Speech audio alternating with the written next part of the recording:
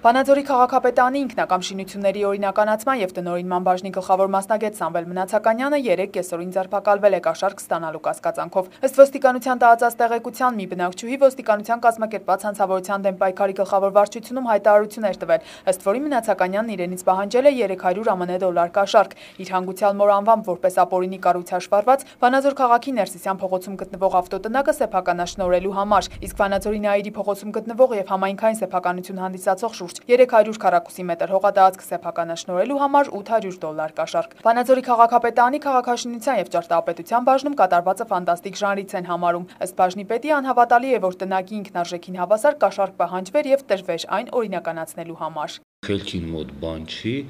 $1100, այն դեպքում, եթե այդ ավտոտնակը այսօր շուկայական արժեքը կարող է այդ թաղամասում այդքան չլինի։ Դա համար ուղեղի մեջ տպավորվող չի սա, որ թեկուզ նա պահանջեր այդքան ու այդքան տային։ Շատ ցավալի է, որ նման դեպք մեր քաղաքում, քաղաքապետարանում բոլորս մեծ ցավ ենք ապրում, ոչ միայն անձի համար, այլ նաև ամոթ է մեր քաղաքին, մեր քաղաքապետարանին, երբ այսքան ուշադիր ենք մեր ժողովրդի հանդեպ ամեն հարցում եւ հանկարծ մի այսպիսի